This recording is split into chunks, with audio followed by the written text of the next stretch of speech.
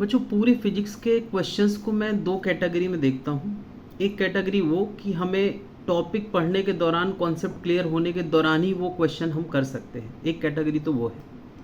दूसरी कैटेगरी वो है कि हमें अगर उसका फार्मूला पता है, केवल फार्मूला पता है और हमें कुछ मैथमेटिकल डिसीजन लेना आते हैं, तो हम ऐसे क्वेश्चन बिना टॉपिक पढ़े भी कर सकते हैं। यानी हमें टॉपिक के कोई कॉन्सेप्ट नहीं पता कि ये फार्मूला कहाँ से आया, क्यों आया, इट डजेंट मैटर, बट हमें कुछ मैथमेटिकल कॉन्सेप्ट, मैथमेटिकल पैटर्न पता है, तो हम देखते हैं कि यार ऐसे क्वेश्चन पूरी फिजिक्स के किसी भी टॉपिक में हो सकते हैं। जैसे रेशियो वाले क्वेश्चन हैं, फोर्स इक्वल टू mv²/r है, दो वेलोसिटी, डिफरेंट वेलोसिटी के लिए डिफरेंट फोर्स लाना है, ये रेशियो वाला क्वेश्चन है, ये इस फॉर्मूले में हो सकता है। तो क्या यार फिजिक्स के हर टॉपिक में बहुत सारे फॉर्मूले हैं।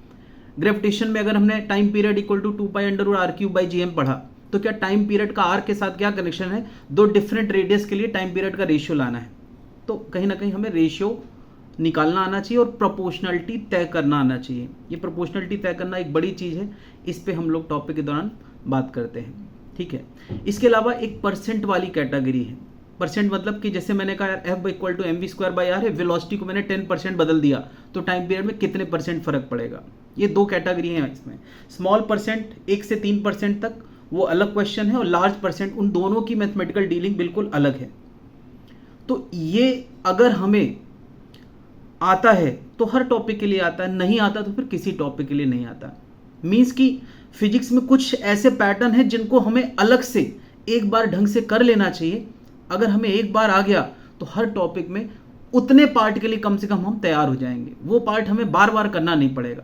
यानी टॉपिक को जबरदस्ती लंबा करना हो तो हर टॉपिक में जाके पढ़ो, टॉपिक लंबा नजर आएगा, कोई फायदा नहीं। या एक साथ पढ़ लो और हर टॉपिक में इस तरह के क्वेश्चन छुटकारा पा लो। तो एक मैंने कहा रेशियो वाले, परसेंट वाले, small percent, large percent, proportionality तय करना, डिक्रीज इंक्रीज, ये। और एक और कैटेगरी है कि हर फॉर्मूले में हम बात कर सकते हैं y वर्सेस x ग्राफ की। यानी F इक्वल टू mv²/r में F वर्सेस v ग्राफ बनाना है, बाकी चीजें फिक्स हैं, तो एक पैराबोलिक ग्राफ बनता है। ओके, पता होगा तभी कर पाएंगे। यानी कब पैराबोलिक बनता है, कब लाइन ग्राफ बनता है, कब सर्कल बनता है, ये भी एक पैटर्न है जो हर फॉर्मूले को बिलोंग करता है। फॉर्मूला है तो उसके ग्राफ है।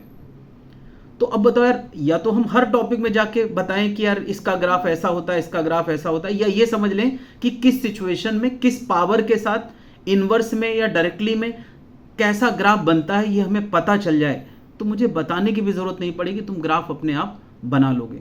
तो ये इन कुछ बड़े पैटर्न पे मैं बात करूं, जैसे डायमेंशन एनालिसिस है, तो क्या हर टॉपिक में हम सीखते हैं डायमेंशन एनालिसिस कैसे की जाती? नहीं, हम एक टॉपिक बना लिए हैं, हर टॉपिक की डायमेंशन एनालिसिस हम वहीं समझ जाते हैं। वो बात अलग है कि हम टॉपिक के दौरान उसका डायमेंशन मेंशन कर देते हैं, बट अगर हम एक साथ पढ़ रहे हैं तो हर टॉपिक में, अभी क्या हर टॉपिक में हम डायमेंशन एनालिसिस पढ़ें, हर टॉपिक में रेशियो वाले क्वेश्चन समझे, परसेंट वाले क्वेश्चन और ग्राफ वाले क्वेश्चन, तो मुझे लगता है फिजिक्स तो फिर बहुत अनलिमिटेड टाइप हो जाएगी, हर टॉपिक में ये चीज़ें आना है। तो मेरा कहने का मतलब है कि इन चीज़ों को हम एक साथ 3 या 4 लेक्चर में कर सकते हैं, है ना। तो मैं इन 3-4 लेक्चर के लिए हर बच्चे से कहना चाहूँगा कि तुम मेरे यहाँ पढ़ते हो ना पढ़ते हो, एक बार ये 3-4 लेक्चर मेरे कर लो, फिर दुनिया में कहीं भी फिजिक्स पढ़ो, तुम्हारे लिए फिजिक्स बहुत आसान हो जाएगी। Thank you.